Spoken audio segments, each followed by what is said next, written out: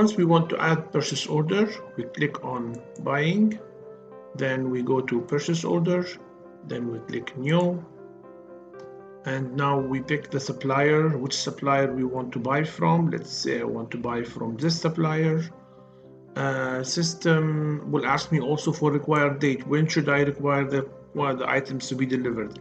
I can define a global date for the whole purchase order, or I can define it on the item level also same time. So let's say I want this to be delivered by October 10th. Then if the supplier have address and shipping address and billing address, it will come automatically over here. Currency and price list. If supplier have a specific price list, it will come here. If I'm dealing with a different currency, also I can change it over here. Now, which items I want to buy. From here, I can enter the items that I want to buy. Let's say I want to buy this. So it's Arabic, cashew, and okay, I want to buy this one. The quantity that I want to buy is 100. The last time price directly came from the price list, since I'm dealing with the price list.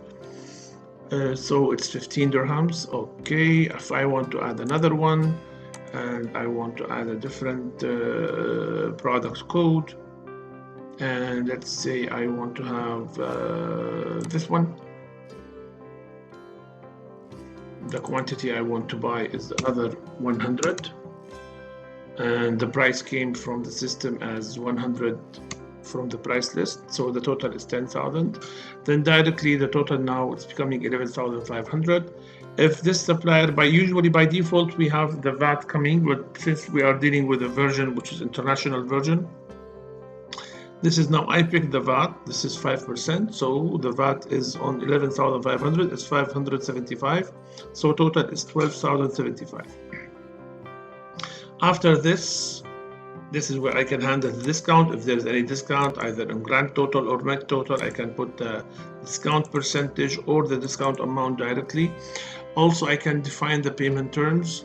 This is also, I pick it, we will talk about it, how payment terms in another session.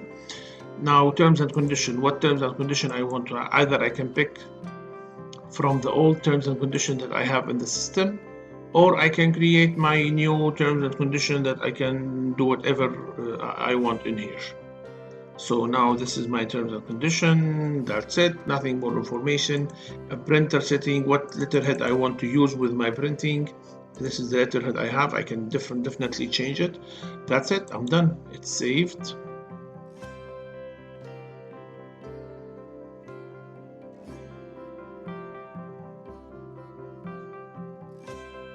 It's taking some time. My internet connection is a little bit slow.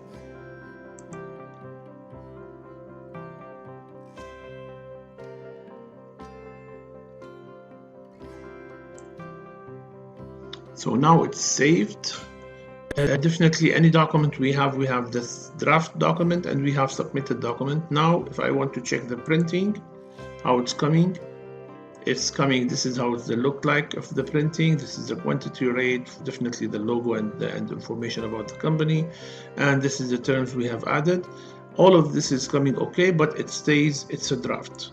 So in order to submit it, simply the guy who have permission to submit, or if there's any workflow I have to go through, I will submit, and it's done.